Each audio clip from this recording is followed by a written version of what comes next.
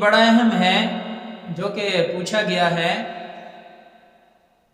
کہ دوران وضو کسی سے کوئی عضو خشک رہ جائے، یعنی اعضائے وضو میں سے کوئی عضو خشک رہ جائے تو کیا نئے سرے سے دوبارہ وضو کرنا پڑے گا، یا کہ پانی بہا دینے سے وضو ہو جائے گا، یا پھر ہاتھ گیلا کر کے اس خشک عضو کے اوپر پھیر دینے سے وضو ہو جائے گا؟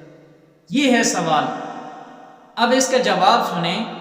فقہاء اکرام نے اس بارے میں تصریح فرمائی ہے کہ کسی شخص سے دوران وضو کوئی عضو یعنی اعضائے وضو میں سے کوئی عضو خشک رہ جائے تو رہ جانے کے بعد اس نے یعنی وضو کرنے والے نے ہاتھ گیلا کر کے اوپر پھیر دیا، یعنی خشک عضو کے اوپر، تو یاد رکھو وضو نہیں ہوگا۔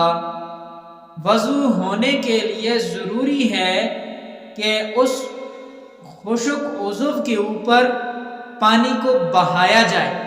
جب پانی بہہ جائے تو وضو ہو جائے گا، لیکن اگر اس خشک عضو کے اوپر صرف اور صرف ہاتھ گیلا کر کے یعنی مسح کی شکل کر لی، اختیار کر لی، یعنی مسح کر لیا، تو وضو نہیں ہوگا۔ ضروری یہ ہے کہ اس خشک عضو کے اوپر پانی بہایا جائے۔ ہاں، یہ بات جو پوچھی گئی کہ دوبارہ وضو کرنے کی ضرورت ہے یا نہیں، تو یاد رکھو دوبارہ وضو کرنے کی کوئی ضرورت نہیں ہے۔ بس جو عضو خشک رہ گیا ہے اسی خشک عضو کے اوپر پانی بہا لیا جائے، کافی ہے۔